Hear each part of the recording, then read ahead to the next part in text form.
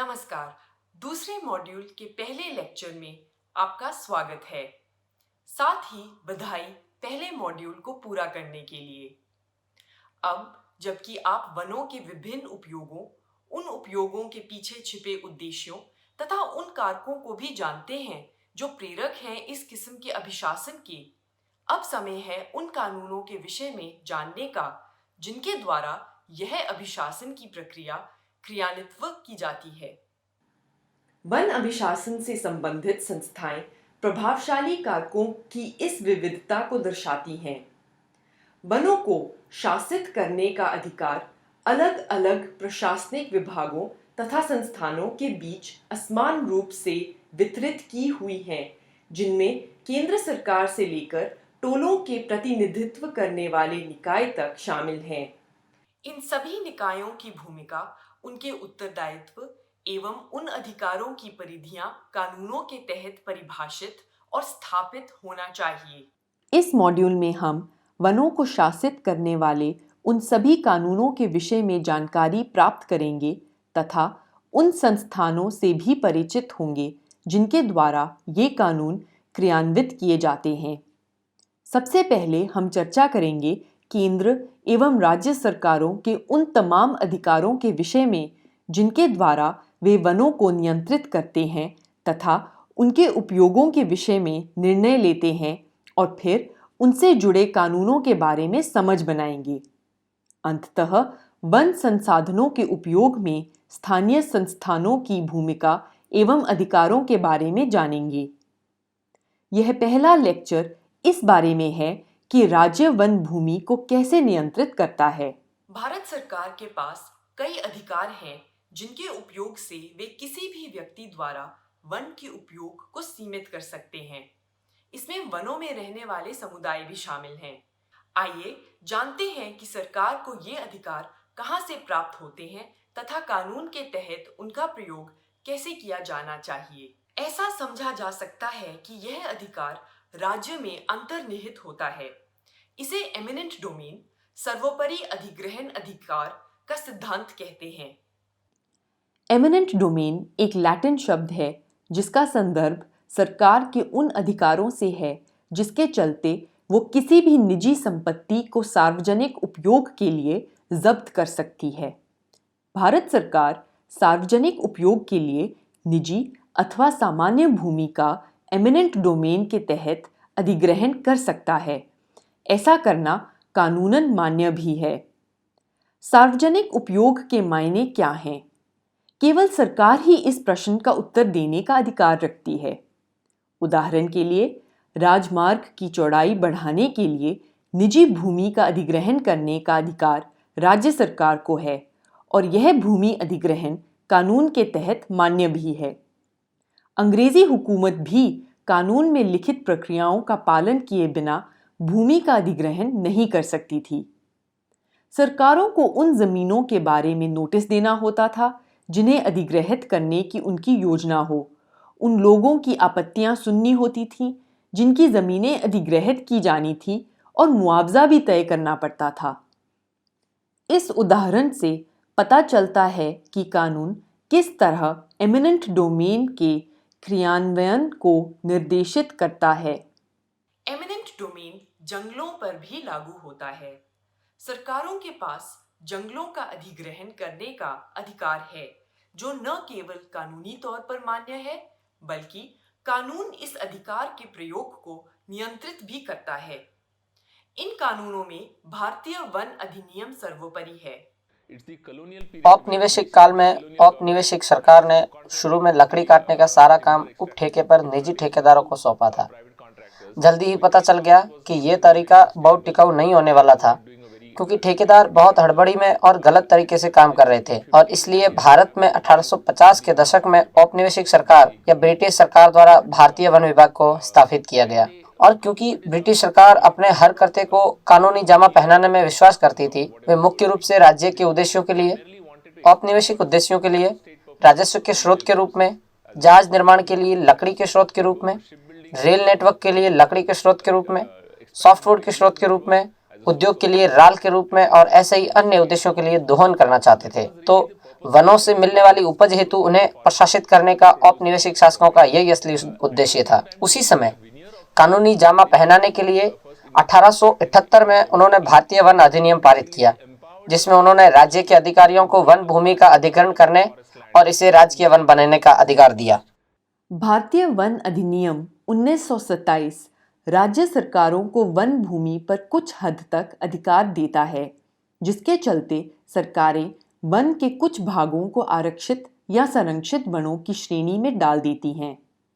और जैसे ही वन भूमि को ऐसे वर्गीकृत कर दिया जाता है, उसके बाद उस भूमि के उपयोग पर दूसरों अर्थात व्यक्ति या समुदाय जो कि सरकार नहीं है, उनका इस भूमि के उपयोग पर अधिकार सीमित ही रह जाता है। ये प्रतिबंध आपराधिक कानून के माध्यम से लागू किए जाते हैं। आइए देखें कि इन 3 बिंदुओं का क्या मतलब है। पहला, राज्य सरकार किसी वन को आरक्षित वन या संरक्षित वन घोषित करके व्यक्तियों या समुदायों द्वारा वनों के उपयोग को नियंत्रित या सीमित कर सकती है। ऐसी घोषणाएं कानून के अंदर उल्लेखित प्रक्रिया का पालन करके होता है। आगे इसी लेक्चर में इन प्रक्रियाओं का संक्षिप्त विवरण भी देंगे। दूसरा, ऐसी घोषणाओं के बाद उस भूमि पर व्यक्तियों या समुदायों के अधिकारों को कानूनी तरीकों से सीमित और नियंत्रित कर दिया जाता है। भारतीय वन अधिनियम का पालन करते हुए आरक्षित वनों में इन नियमों का सबसे सख्ती से अनुसरण किया जाता है। वन विभाग की अनुमति के बिना आरक्षित वनों में जंगल साफ करके खेती के लिए तैयार नहीं किया जा सकता। पेड़ों की कटाई और शाखाएं छांटना, आग लगाना, चरवाही, खुदाई, वनोपज इकट्ठा करना या कोई निर्माण करना, शिकार इत्यादि निषिद्ध हैं। अतः आरक्षित वन में अधिकांश भूमि उपयोग निषिद्ध होते हैं, लेकिन वन विभाग द्वारा इन प्रतिबंधों को शिथिल किया जा सकता है। संरक्षित वनों में ये प्रक्रिया थोड़ी अलग तरीके से की जाती है। यहाँ सरकार को घोषणा करना होता है कि किस किस्म के भूमि विनियोग की अनुमति नहीं है। उदाहरण के लिए, यदि सरकार ने चराई और वनोपज एकत्रण किसी जंगल में निषिद्ध किया है, तो जरूरी नहीं कि वही सरकार ये कार्य दूसरे जंगल में भी मना करे। इसका यह भी अर्थ है कि अगर सरकार चाहे तो संरक्षित वनों में ऐसे प्रतिबंध आरक्षित वनों जितने ही सख्ती से लागू कर सकती है। तीसरा, संरक्षित तथा आरक्षित वनों में भूमि विनियोग से संबंधित प्रतिबंध आपराधिक कानून के माध्यम से लागू किए जाते हैं। इसके लिए भारतीय वन अधिनियम के तहत चुनिंदा भू विनियोग को वन अपराध घोषित किया जाता है, जिसका दंड कारावास या जुर्माना हो सकता है। बिना वारंट के गिरफ्तारियां की जा सकती हैं और जमानत का अधिकार खारिज किया जा सकता है। इसीलिए उन्होंने ये 2 श्रेणियां बनाई, आरक्षित वन और संरक्षित वन। आरक्षित वन वो होते हैं जहाँ वे पूर्ण नियंत्रण करते हैं, और संरक्षित वन जहाँ वो ऐसा नहीं करते हैं और कुछ सीमा तक जनता द्वारा उपयोग की अनुमति देते हैं, लेकिन उनको जिस प्रकार और जब आवश्यक हो इस उपयोग को प्रतिबंधित करने की स्वतंत्रता सदैव प्राप्त रहती है। इसलिए उन्होंने इन 2 श्रेणियों को संरक्षण के 2 स्तरों के रूप में बनाया, लेकिन इनका अभिप्राय एक ही था, जो कि राज्य की आवश्यकताओं के लिए वनों को एक भौतिक संसाधन में परिवर्तित करना था, जो कि शुरुआत में औपनिवेशिक राज्य की आवश्यकताएं थी। तो हमने सीखा कि पहले एक कानूनी प्रक्रिया का पालन करके जंगल के कुछ हिस्सों को आरक्षित तथा संरक्षित वनों के नाम से वर्गीकृत किया जाता है। दूसरा, कि भूमि के इसी हिस्से पर समुदाय का अधिकार तथा उनके द्वारा वनों के उपयोग पर भारी प्रतिबंध लगा दिया जाता है, और फिर इन्हीं प्रतिबंधों को आपराधिक कानून के माध्यम से लागू किया जाता है। ये 3 बिंदुएं महत्वपूर्ण हैं, क्योंकि यही व्यवस्था वन्यजीव संरक्षण अधिनियम में भी देखी जा सकती है। वन्यजीव संरक्षण अधिनियम 1972 भी सरकार को किसी भी क्षेत्र को संरक्षित घोषित करने का अधिकार देता है तथा इस घोषणा तक पहुंचने की तमाम प्रक्रिया का भी विवरण देता है। इस कानून के अनुसार संरक्षित क्षेत्र वो है जहां भू विनियोग बहुत ही सीमित है। प्रतिबंधों की सख्ती, जैसे कि किस हद तक समुदाय इन क्षेत्रों का उपयोग कर सकते हैं, वनोपज संग्रहण की कितनी संभावनाएं स्वीकार्य हैं इत्यादि के आधार पर इन क्षेत्रों को कई किस्मों में परिभाषित भी किया गया है। राष्ट्रीय उद्यान और बाघ अभयारण्य ऐसे क्षेत्र हैं जहां मानव गतिविधियां लगभग पूरी तरह से प्रतिबंधित हैं। यहाँ सिर्फ वन्यजीव संरक्षण से जुड़े कार्यों की ही अनुमति है। वन्यजीव अभयारण्यों में, जो कि संरक्षित क्षेत्र की एक अन्य श्रेणी है, वहां क्षेत्र के मुख्य वन्यजीव प्रतिपालक के निर्णय अनुसार पशु चराने और कुछ प्रकार के निजी संपत्ति के अधिकारों के पालन की अनुमति दी जा सकती है। राष्ट्रीय उद्यानों, बाघ अभयारण्यों और वन्यजीव अभयारण्यों में वन उपज का व्यावसायिक दोहन पूरी तरह से प्रतिबंधित है। जहां अनुमति हो, वहां स्थानीय समुदाय केवल अपनी बुनियादी जरूरतों के लिए वन उपज इकट्ठा कर सकते हैं। वन्यजीव संरक्षण अधिनियम भी एक आपराधिक कानून है। भारतीय वन अधिनियम की ही तरह यह कानून भी कुछ कृत्यों को अपराध के रूप में पहचानता है, जिन्हें इन क्षेत्रों में पूरी तरह से प्रतिबंधित भी करता है। ऐसे किसी भी प्रतिबंधित कृत्य के होने पर कानून के अंदर उनकी जांच करके किसी को दोषी पाए जाने पर दंड निर्धारित करने के भी प्रावधान हैं। एक वन्यजीव अभयारण्य या एक राष्ट्रीय उद्यान में बिना परमिट के प्रवेश करना, कुछ परिस्थितियों को छोड़कर जहां किसी व्यक्ति के पास अभयारण्य या पार्क की भूमि पर अधिकार है, वन्यजीवों या वन्यजीवों के निवास स्थान के विनाश का कारण बनना, आग लगाना या हानिकारक पदार्थों का उपयोग करना कानून द्वारा निषिद्ध कुछ कार्य हैं। दंड में कम से कम 3 वर्ष से लेकर अधिकतम 7 वर्ष तक का कारावास और 25,000 रुपये का जुर्माना शामिल है। यदि बाघ अभयारण्य के मुख्य यानी कोर क्षेत्र में ऐसे कृत्य किए जाने पर दंड और भी गंभीर हो जाते हैं। ये अपराध गैर जमानती और संज्ञेय हैं, जिसका अर्थ है कि इस अधिनियम के अंतर्गत आरोपी को बिना वारंट के गिरफ्तार किया जा सकता है और उस व्यक्ति की जमानत का अधिकार खारिज किया जाता है। कानून वन विभाग के अधिकारियों तथा पुलिस अधिकारियों को इन अपराधों की विवेचना करने और अपराधी को दंडित करने का अधिकार देता है। 1970 के दशक में एक यह बदलाव हुआ कि भूभाग पर नए सरोकारों के रूप में संरक्षण या वन्य जीव या जैव विविधता के उद्भव और देश के व्यापक औद्योगिक विकास में वन आधारित उपज का महत्व कम होते जाने के कारण आप देख सकते हैं कि वन विभाग अब खुद को पर्यावरण के बारे में बात करने वाले संरक्षणवादियों की तरह प्रस्तुत करते हैं, ये कहते हुए कि वे जनता की भलाई के लिए वनों का संरक्षण कर रहे हैं। पर्यावरण के लाभ जो कि राष्ट्र को वन समग्र रूप में प्रदान करते हैं, चाहे वह कैचमेंट वन हो, चाहे वे वन्य जीव हो, चाहे जैव विविधता हो, और अब कार्बन अनुक्रम सबसे नया शब्द है। जलवायु परिवर्तन के युग में वनों में अब कार्बन मूल्य है, इसलिए वन विभाग का दावा है कि वे अब देश और दुनिया को कार्बन निम्नीकरण सेवाएं प्रदान कर रहे हैं। ये बस वन संसाधनों पर राज्य का लगातार नियंत्रण सही ठहराने के अलग अलग तरीके हैं। दृष्टिकोण में वास्तव में बदलाव नहीं हुआ है, समय के साथ कुछ मामूली झुकाव हुए हैं।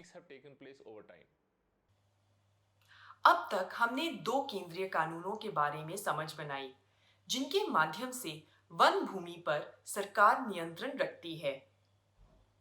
जब भारत का संविधान लागू हुआ, तब वन विषय को राज्य यानी स्टेट सूची में रखा गया था, अर्थात केवल राज्य ही वनों के संबंध में कानून बना सकते थे। कई राज्यों ने वनों पर अपने कानून बनाए, जिसमें वही 3 बिंदु सर्वोपरि रहे: जंगल के क्षेत्रों को आरक्षित या संरक्षित वन बनाने की घोषणा करना, फिर समुदायों के आजीविका तथा अधिकारों को प्रतिबंधित करना, और अंततः प्रतिबंधों को आपराधिक कानून द्वारा लागू करना। साल 1976 में संवैधानिक संशोधन करके वनों का विषय समवर्ती यानी कॉन्करेंट सूची में लाया गया, यानी कि अब केंद्र सरकार भी वनों के विषय पर कानून बना सकती थी। वन्यजीव संरक्षण अधिनियम का बनना और लागू किया जाना केंद्र के इसी अधिकार का एक उदाहरण है। इस अधिनियम के पूर्व वन्यजीव और पक्षियों का संरक्षण राज्य की सूची में था। देश में जंगली जानवरों और पक्षियों की संख्या में तेजी से गिरावट हो रही थी, जो अत्यधिक चिंता का विषय था, और साथ ही जंगली पक्षियों और जानवरों का संरक्षण अधिनियम 1912 कालग्रस्त हो चुका था। तो केंद्र सरकार ने आगे बढ़कर वन्यजीव संरक्षण अधिनियम 1972 तैयार कर लागू कर दिया। केंद्र सरकार के इस अधिकार की उत्पत्ति एमिनेंट डोमेन से होती है, जिसको बाद में विधि संगत बनाया गया जब वन संवर्ती सूची में शामिल किया गया। तो अब वनों के बारे में राज्य केवल वही कानून बना सकते हैं जो केंद्रीय कानूनों से विरोधाभासी न हो। राज्य सरकारों ने इस अधिकार का उपयोग करके भारतीय वन अधिनियम में संशोधन भी किया है। वे संशोधन केवल उन राज्यों की सीमा में ही लागू होते हैं। आइए कुछ राज्यों के इन कानूनों का अवलोकन करें। बिहार सरकार वनाच्छादित निजी संपत्ति को संरक्षित वन घोषित कर सकती है। इस आशय की घोषणा करने के बाद सरकार द्वारा निर्धारित विशेष परिस्थितियों के अलावा उस भूमि पर पेड़ों की कटाई, वनोपज संग्रहण एवं चराई पर प्रतिबंध लग जाता है। इसी प्रकार महाराष्ट्र सरकार ने महाराष्ट्र निजी वन अधिग्रहण अधिनियम 1975 के तहत समस्त वनाच्छादित गैर सरकारी भूमि का अधिग्रहण कर लिया। इसी कानून में उल्लेखित प्रक्रियाओं के माध्यम से उस जमीन पर व्यक्तियों या समुदायों के सभी अधिकारों को भी समाप्त कर दिया गया। भारतीय वन अधिनियम के तहत राज्य सरकारों के आरक्षित वनों में भू विनियोग को प्रतिबंधित या सीमित करने के अधिकार को 1961 के केरल वन अधिनियम, 1882 के तमिलनाडु वन अधिनियम और 1972 के उड़ीसा वन अधिनियम में दोहराया गया है। कुछ राज्यों के कानून भारतीय वन अधिनियम की तुलना में वन भूमि के उपयोग पर प्रतिबंध के आपराधिक प्रवर्तन के बारे में सख्त हैं। उदाहरण के लिए उड़ीसा के संदर्भ में एक अदालत जो उड़ीसा के कानून के तहत वन अपराधी को दोषी ठहराती है, उसे उस व्यक्ति को न्यूनतम सजा तो देनी ही होती है। कुछ अपराधों के लिए अदालत को उस भूमि से अपराधी को बेदखल करने का आदेश देना पड़ता है जिसके संबंध में अपराध हुआ है, और उस भूमि पर बने सभी शेड और संरचनाओं को तोड़ दिया जाता है। इसी के साथ हमने 2 केंद्रीय कानून और कुछ राज्यों के कानूनों के बारे में जाना, जिनके द्वारा सरकारें भारतीय वनों को और उनके विनियोग को निर्धारित करती हैं। अब हम देखते हैं कि ऐसी घोषणाएं करने से पहले सरकारों को इन कानूनों के तहत कौन-कौन सी प्रक्रियाओं का पालन करना पड़ता है। आरक्षित और संरक्षित वनों के लिए भारतीय वन अधिनियम में और वन्यजीव अभयारण्यों और राष्ट्रीय उद्यानों के लिए वन्यजीव संरक्षण अधिनियम के तहत प्रक्रियाएं बहुत अलग नहीं हैं। सरकार द्वारा भारतीय वन अधिनियम के अंतर्गत किसी क्षेत्र को आरक्षित वन घोषित करने से पहले उस क्षेत्र पर लोगों के अधिकारों को स्थापित करना होगा। भारतीय वन अधिनियम के अंतर्गत पहली चीज़ यह होती है कि सरकार किसी विशेष वन क्षेत्र को वन घोषित करने के अभिप्राय से घोषणा करती है। उस प्रयोजन हेतु एक अधिसूचना जारी की जाती है, और जो लोग उन ज़मीनों का उपयोग करते हैं या उन ज़मीनों पर निवास करते हैं या उन ज़मीनों पर जिनके अधिकार हैं, उनसे अपेक्षा की जाती है कि वे स्वयं वन निपटान अधिकारी के समक्ष जाकर अपना दावा पेश करें। सरकार को किसी क्षेत्र को आरक्षित वन घोषित करने के अपने आशय की घोषणा करनी होती है, और फिर उस क्षेत्र के लोगों के अधिकारों को स्थापित करने के लिए एक फॉरेस्ट सेटलमेंट ऑफिसर नियुक्त करना होता है। उसके बाद कुछ परिस्थितियों को छोड़कर कोई व्यक्ति उस क्षेत्र पर कोई अधिकार प्राप्त नहीं कर सकता। फॉरेस्ट सेटलमेंट ऑफिसर लोगों से अधिकारों के दावे आमंत्रित करता है और फिर सरकारी अभिलेखों में उपलब्ध जानकारी के आधार पर या विषय से परिचित लोगों से प्राप्त साक्ष्यों के आधार पर ऐसे दावों को स्वीकार, अस्वीकार या आंशिक रूप से स्वीकार या अस्वीकार करता है। जहां उन्होंने औपचारिक रूप से दावा नहीं किया हो, वहां भी स्वतंत्र रूप से लोगों से पूछताछ करना और ऐसे क्षेत्र पर लोगों के अधिकारों के अस्तित्व को सत्यापित करना सेटलमेंट ऑफिसर का कर्तव्य है।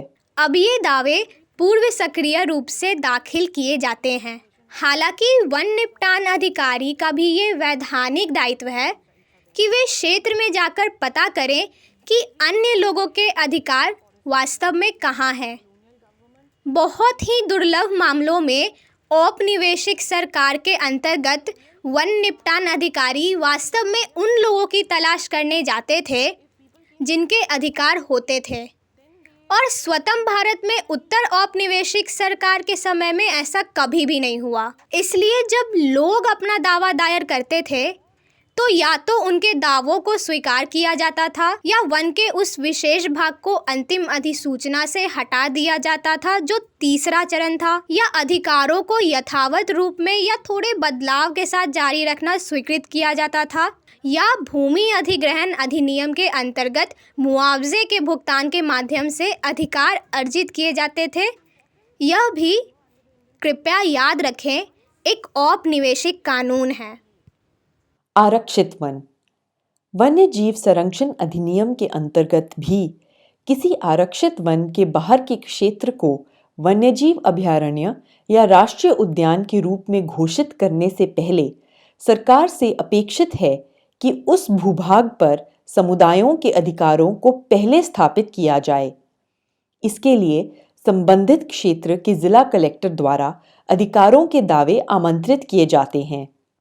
अगर भारतीय वन अधिनियम के तहत फॉरेस्ट सेटलमेंट ऑफिसर स्वीकार करता है कि अधिग्रहण किए जाने वाली भूमि पर समुदाय का अधिकार स्थापित किया गया है, तो वो प्रस्तावित आरक्षित वनों की सीमाओं को संशोधित करके उस क्षेत्र को बाहर कर दे जिस पर अधिकार स्थापित किया गया है।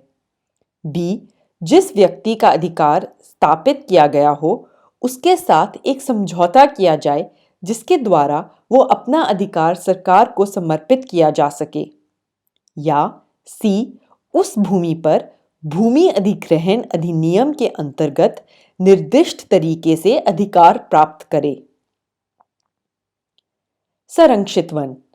लेकिन जहां किसी क्षेत्र को संरक्षित वन के रूप में घोषित करना प्रस्तावित हो, वहां भारतीय वन अधिनियम के अंतर्गत फॉरेस्ट सेटलमेंट ऑफिसर यदि यह स्वीकार करता है कि मवेशियों को चराने या वनोपज इकट्ठा करने के लिए अधिकार स्थापित किया गया है, तो वह उन अधिकारों की प्रकृति और सीमा दर्ज करने के बाद भी उन अधिकारों के निरंतर प्रयोग के लिए एक आदेश पारित कर सकता है। संरक्षित वन के लिए सरकार का कोई दायित्व नहीं है कि प्रस्तावित संरक्षित वन की सीमा से उन जमीनों को बाहर रखा जाए जिन पर लोगों के अधिकार स्थापित हो चुके हैं, या फिर अधिग्रहण अधिनियम के अंदर अधिकार प्राप्त करें। और जब तक सरकार विशेष रूप से यह घोषणा नहीं कर देती कि संरक्षित वन में एक क्षेत्र कुछ अवधि के लिए बंद हो जाएगा या उनमें से कुछ अधिकार कुछ समय तक के लिए निलंबित कर दिए जाएंगे, तब तक व्यक्ति उस क्षेत्र में स्थापित उन अधिकारों का उपयोग करना जारी रख सकते हैं जिसमें मवेशियों को चराने या वनोपज इकट्ठा करने के अधिकार भी शामिल हैं। इसी तरह से वन्यजीव संरक्षण अधिनियम के अंतर्गत दावों को स्वीकार या अस्वीकार या आंशिक रूप से स्वीकार किया जा सकता है और आंशिक रूप से अस्वीकार किया जा सकता है। वन्यजीव संरक्षण अधिनियम के अंतर्गत किसी अधिकार के अस्तित्व को स्वीकार करने की स्थिति में जिला कलेक्टर के पास 3 विकल्प उपलब्ध होते हैं। पहला, प्रस्तावित अभयारण्य या राष्ट्रीय उद्यान से उस भूमि को बाहर कर दे जिस पर अधिकार का दावा किया गया है। दूसरा, भारत के भूमि अधिग्रहण कानून के प्रक्रिया का उपयोग करते हुए मुआवजा प्रदान करके वे अधिकार प्राप्त करें, या तीसरा, राष्ट्रीय उद्यानों के मामले में नहीं लेकिन वन्यजीव अभयारण्यों के मामले में उन अधिकारों को अभयारण्य की सीमाओं के अंदर जारी रखने की अनुमति दे। साल 2006 से कलेक्टर के कुछ अधिकार सीमित हो गए। इन अधिकारों के जरिए कलेक्टर वनवासियों के भू अधिकारों का निर्धारण करते थे। ये इसलिए हुआ कि 2006 से लागू वन अधिकार कानून ने वनवासी समुदायों के कुछ अधिकारों को स्पष्ट रूप से मान्यता दे दी। उस कानून ने वे अधिकार दर्ज करने की एक प्रक्रिया भी निर्धारित की जिसे वन अधिनियम या वन्यजीव संरक्षण अधिनियम के अंतर्गत किसी क्षेत्र को संरक्षित वन, आरक्षित वन, राष्ट्रीय उद्यान, वन्यजीव अभयारण्य आदि घोषित करने से पहले पालन करना अपेक्षित होता है। वन अधिकार कानून के विषय में आगे विस्तृत चर्चा करेंगे। वन्यजीव संरक्षण अधिनियम के अंतर्गत यदि कोई क्षेत्र पहले से ही किसी आरक्षित वन का भाग है तो सरकार इस प्रक्रिया का पालन किए बिना उस क्षेत्र को वन्यजीव अभयारण्य या राष्ट्रीय उद्यान घोषित कर सकती है। और इसी तरह किसी क्षेत्र को बाघ अभयारण्य घोषित करने के लिए सरकार अपने आशय की घोषणा बाघ संरक्षण और इसी तरह किसी क्षेत्र को बाघ अभयारण्य घोषित करने के लिए सरकार अपने आशय की घोषणा बाघ संरक्षण योजना के साथ कर सकती है, जिसमें इस बात का भी वर्णन हो कि अन्य चीजों के अलावा उस क्षेत्र में रहने वाले लोगों की कृषि, आजीविका, विकास और अन्य हितों को किस तरह सुनिश्चित किया जाएगा।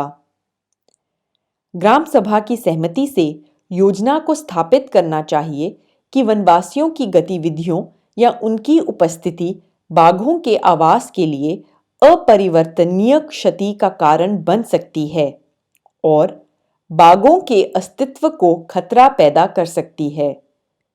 योजना में उन वनवासियों के लिए पुनर्वास और पुनर्वास पैकेज के लिए ग्राम सभा की सहमति भी सुरक्षित होनी चाहिए, जिन्हें बाघ अभयारण्य के मुख्य क्षेत्र से स्थानांतरित किया जाएगा।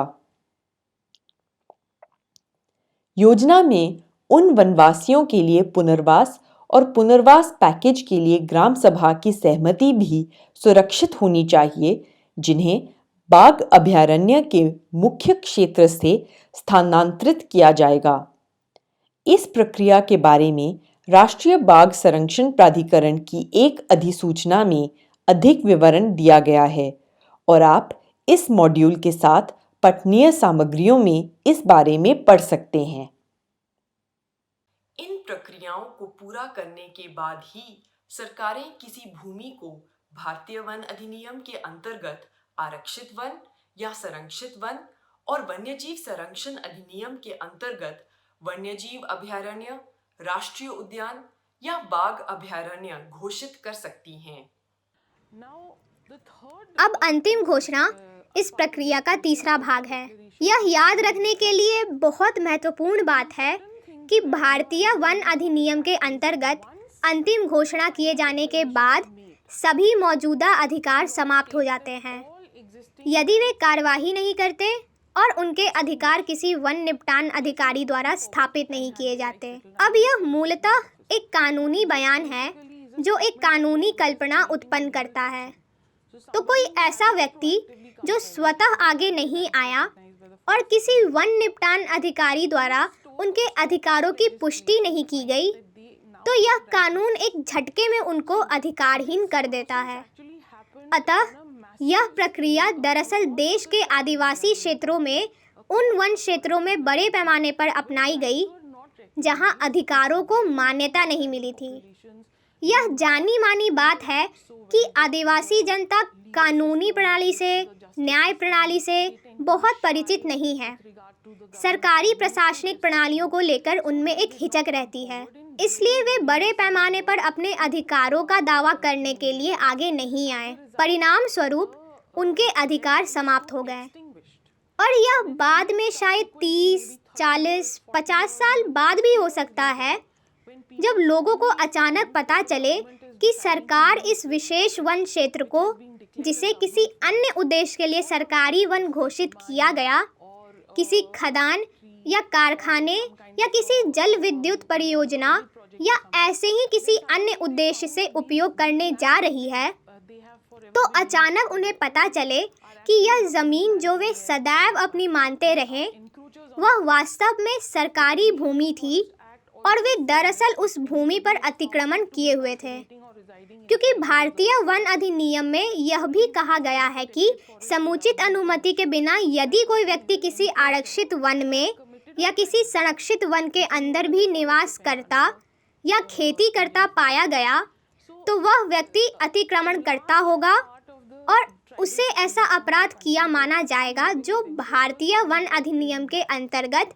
वन अपराध कहलाता है। इस तरह से देश की जनजातीय जनसंख्या का एक बड़ा भाग अपनी ही जमीनों पर अतिक्रमणकारियों के रूप में निवास करने वाला बन गया। जैसा कि हमने देखा, एक बार ये घोषणाएं कर दिए जाने के बाद उस क्षेत्र का उपयोग करने के लिए लोगों के अधिकार तुरंत सीमित हो जाते हैं अगर उन लोगों को अपनी गतिविधियां जारी रखने की अनुमति न मिले तो। वे किस हद तक सीमित होते हैं, यह सबसे पहले उस भूमि के वर्गीकरण पर निर्भर करता है और फिर उन नियमों पर जो राज्य सरकारें उस वर्गीकृत भूमि के संबंध में बनाती हैं। केवल वर्गीकरण के आधार पर वन्यजीव संरक्षण अधिनियम के अंतर्गत वन्यजीव अभयारण्यों की तुलना में बाघ अभयारण्य और राष्ट्रीय उद्यानों में तथा भारतीय वन अधिनियम के अंतर्गत संरक्षित क्षेत्रों की तुलना में आरक्षित वनों में प्रतिबंध अधिक कठोर होते हैं। लेकिन जैसा कि हमने देखा, अधिकारों के प्रयोग के लिए सरकारें नियम बना सकती हैं और इन क्षेत्रों, विशेष रूप से संरक्षित वनों के उपयोग से संबंधित कई गतिविधियों को सीमित कर सकती हैं या आरक्षित वनों में कुछ गतिविधियों की अनुमति दे सकती हैं। इसी तरह उड़ीसा वन पशुचारण नियम 1980 के अंतर्गत प्रभागीय वन अधिकारियों को कुछ वनों को चराई के लिए समय समय पर बंद घोषित करने के अधिकार हैं। प्रायः चराई के लिए बंद कर दिए जाने वाले आरक्षित वन क्षेत्रों में चराई का परमिट जारी करने की शक्तियां भी उनके पास हैं। इसी प्रकार बंबई वन नियम, जो महाराष्ट्र वन निर्देशिका का भाग है, आरक्षित या संरक्षित वनों में मवेशियों के चरने को प्रतिबंधित किया गया है, सिवाय उन क्षेत्रों के जो इस उद्देश्य से वन विभाग के अधिकारियों के आदेश और विभाग से परमिट के साथ विशेष रूप से निर्दिष्ट किए गए हों। महाराष्ट्र गौण वन उपज व्यापार का नियमन अधिनियम 1969 ने गौण वन उपज की खरीद और व्यापार पर राज्य का एकाधिकार स्थापित किया, अर्थात अब व्यक्ति गौण वन उपज का व्यापार नहीं कर सकते थे। इस लेक्चर में बस इतना ही। 2 केंद्रीय कानूनों के माध्यम से हमने समझा कि किस तरह कुछ भूखंडों पर लोगों या समुदायों के अधिकारों को सीमित करके सरकारें अपने प्रशासनिक अधिकार के अंदर वनों का नियंत्रण करते हैं। लेकिन एमिनेंट डोमेन के अंदर सरकार के अधिकार सिर्फ यह निर्धारित करने तक सीमित नहीं है कि समुदाय या व्यक्ति भारत के वनों का कैसे और किस लिए उपयोग करता है। हमने अपने विशेषज्ञों से यह भी जाना कि किस तरह से ये कानून ब्रिटिश और स्वतंत्र भारत की सरकारों की अपनी प्राथमिकताओं के अनुसार वनों का उपयोग करने की जरूरतों की देन थे। इसीलिए राज्य को यह निर्धारित करने के अधिकार भी प्राप्त हैं कि वन का उपयोग कैसे किया जाए। यह अधिकार कानून द्वारा निर्देशित हैं और उन कानूनों के बारे में हम अगले लेक्चर में जानेंगे। धन्यवाद।